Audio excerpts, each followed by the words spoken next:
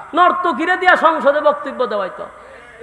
হ্যাঁ, বিদ্যুতের ফেরিওয়ালা তাইরে বানাইছে। তাই যে সময় হইতো বিদ্যুৎ লাগবো নি, বিদ্যুৎ লাগবো নি, এই সময় আমরা সারাদিন গামছা পরে ঘুমাইছি। কথা হই না দি? আর গর্তে বাইরে খালি টুকাইতাম যে কোন দিন আফা আইব বিদ্যুৎ লইয়া। বিদ্যুৎ চাই, বিদ্যুৎ চাই। সময় বলতাম যে বিদ্যুতের এমন অবস্থা শেখ হাসিনা করবে যে আপনারা ওই যে ফেরিওয়ালারা যেমন ঘুরে আর বলে চুরি বলে রাখবেন নাকি ভাই, ওইরকম বিদ্যুতের অবস্থা আমাদের হবে। আমাদের ঘুরতে হবে যে বিদ্যুৎ রাখবেন নাকি বিদ্যুৎ। ফাইটটা যায় বুবুরে যে জেলো ঢুকাইছে, বুবু হয়ে আছে, বুবু জেলো আছে। আয় হায় হায় রে, সিয়াসিত্তা কিতাব সংসদ গিয়া উপস্থাপন করছে। এরকম একজন আল্লাহর ওলিরে ধরে লিছে।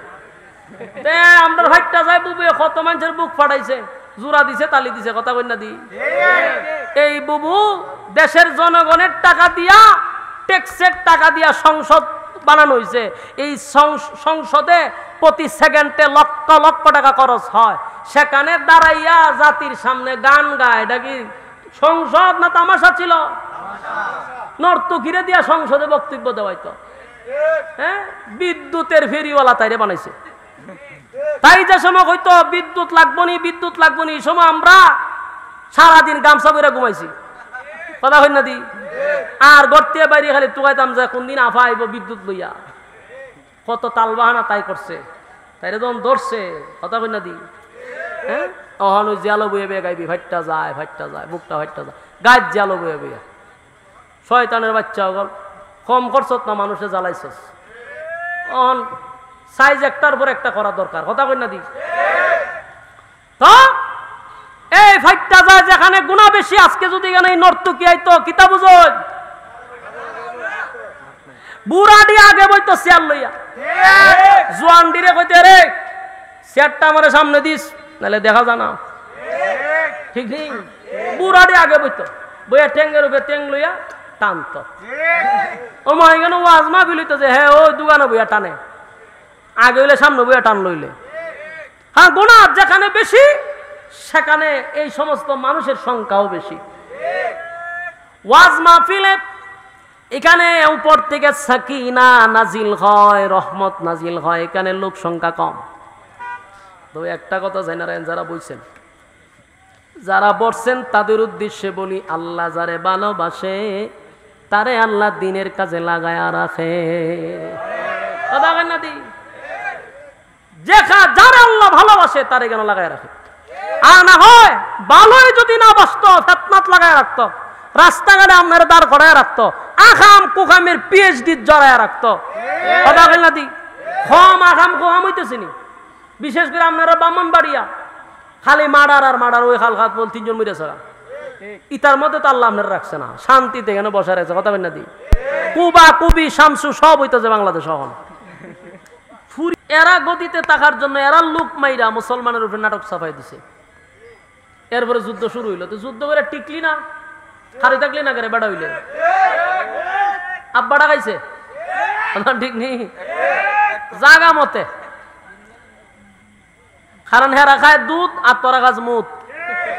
দুধের ভাওয়ার আছে, মুদের ভাওয়ার নাই। আপনারা বিশ্বাস করেন না এরা যে মুদ খায়?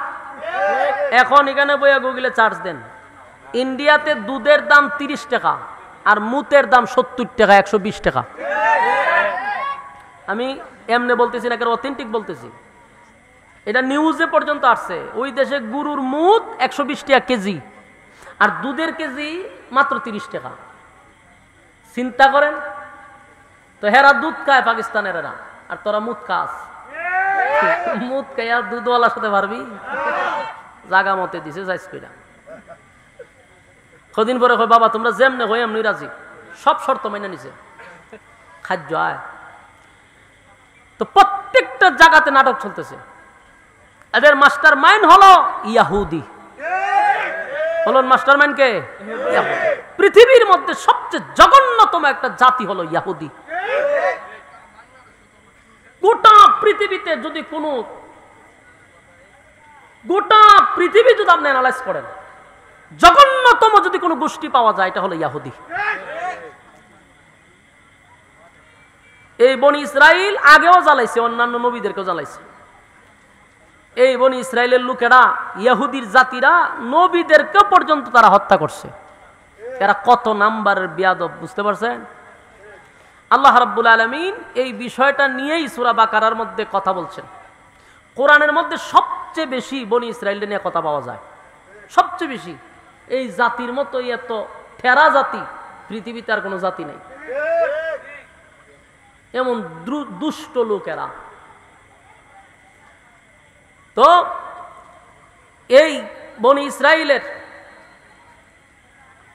হযরত ইয়াকুব আলাইহিস সালাতু ওয়াস সালামের বংশধর, ইয়াকুব আলাইহিস সালাতু ওয়াস সালামের বংশধর এই ইহুদিরা। বনি ইসরায়েলের যে লোকগুলা আগের থেকেই তেরা।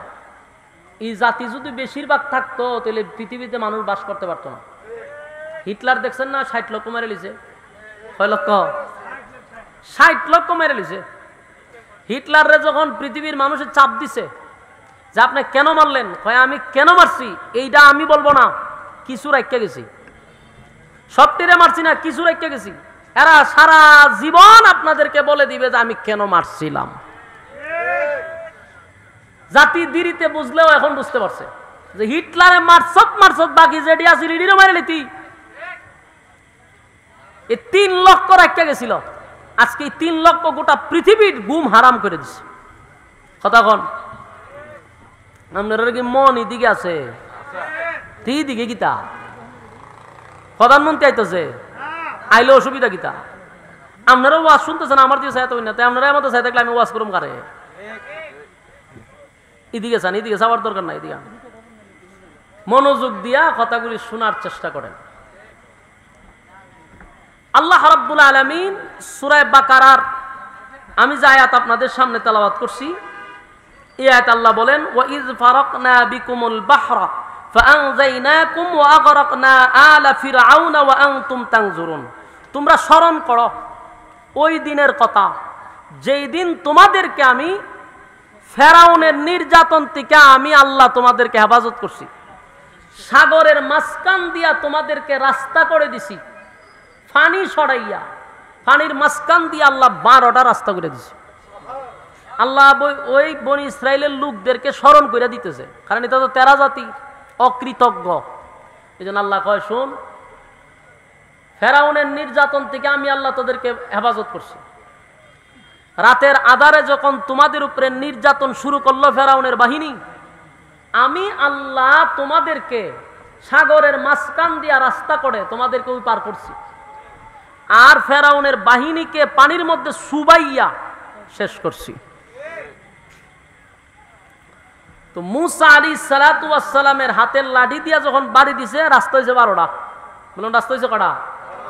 যে প্রশ্ন হয় না, রাস্তাতে একটা হইলে যথেষ্ট, 12টা হইল কেরে? এরার মধ্যে গোত্র আছিল 12টা, ইতে 12টা গোত্রে এক গোত্রের সাথে আরেক গোত্রে মিলে না। এক গোত্র যেই রাস্তা দিয়ে যায়, এই রাস্তা যাইতো না। কি পরিমাণ দুষ্ট, মনোযোগ দিয়ে শোনেন। আল্লাহ জানে এই জন্য 12টা রাস্তা করেছে, 12 গোত্রের মানুষ 12 রাস্তাতে বাইরেছে। ই পার আসার পরে এরা কি করা দরকার ছিল? আপনারা ওয়াজও মনোযোগ নাই ভাই, যে এখনো মনোযোগ নাই, কেন বক্তারও ওয়াজও মনোযোগ আসে না। আমি যে কথা বলতে আমার নিজেরই ভালো লাগতেছে না, তো ওয়াজ হইব কেমনে? বাউনবারের বেড়ায় না আপনারা হা না জুড়ে কই পাইন, একটু মনোযোগ দিয়ে শুনুন আর একটু হা না কই, তৈলেন না বুঝতাম যে আপনারা আমার কথা রিসিভ করতেছেন না, ডাইলই রাখতেছেন কেমন কম।